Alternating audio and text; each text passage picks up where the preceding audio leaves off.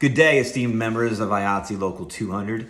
Please accept this video in good faith as I try a new approach in communication with our members. In addition to normal meetings, I'd like to send a video with each announcement to hype up the meetings and try to get people caught up on what the agenda is going to be, as well as give you guys an understanding of how things have been going over this particular summer after we had suspended the last 3 general membership meetings.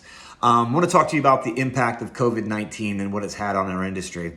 Obviously, things have been nothing like they have been recently, and we're faced with a lot of challenges, primarily the misinformation out there that's coming from not just the unions or the house or the booking agencies or the medias or the tours or the artists or the promoters. There's so much intel out there that's just not syncing up. So what we need to do as a union is be very flexible and be ready for just about any sort of changes that goes on. For instance, it definitely makes sense for you to always carry your own mask with you. And if you're issued one at any of the gigs that you're going to be put on, that's the mask you're going to have to wear unless you get some sort of exception in advance. Also, carry a copy of your vaccination card and have a picture of it so you can email that or text message that to whomever the steward is or the business representative is, just to get yourself on file at whichever house you're going to be working at. There's going to be a likelihood of having COVID officers at each gig coming up. Out here in Pittsburgh, we had a KISS concert that almost happened. At around 7 o'clock, they called everybody back to do a loadout because they canceled the show because one person on the tour tested positive for COVID by their COVID officers on site. So just like that, things can change. So what we want to do is just be flexible and be aware. Also, there's going to be a likelihood that on the bigger shows, you're going to be asked to come in extra early just to possibly get screened and to get checked in properly to the level in which the tour, the house, the promoter, and the artists want you to be checked into.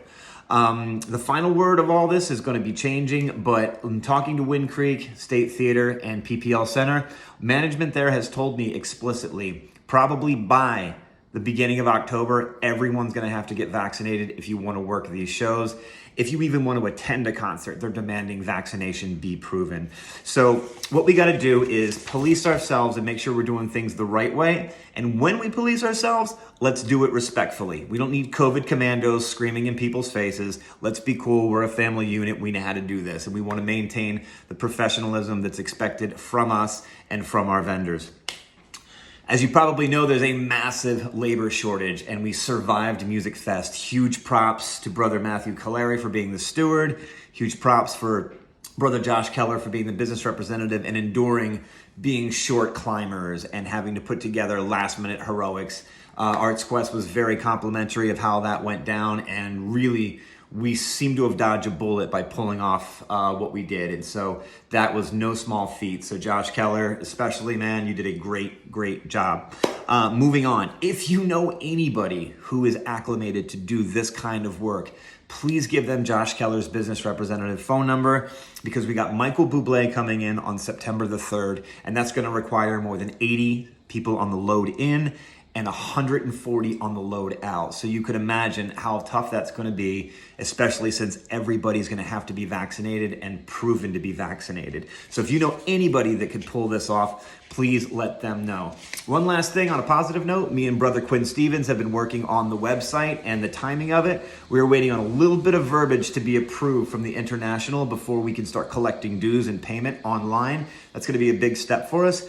Plus, we're going to run our own multimedia from that web portal, and we're going to be able to have a little bit more efficacy for what we need going forward. So this is a really exciting time, and I really look forward to seeing some of you guys coming up here for the Michael Bublé run, as well as to the upcoming shows that we have going on. So please, come to the meeting on September 21st. This is your union, and I'm happy to be your president. Take care.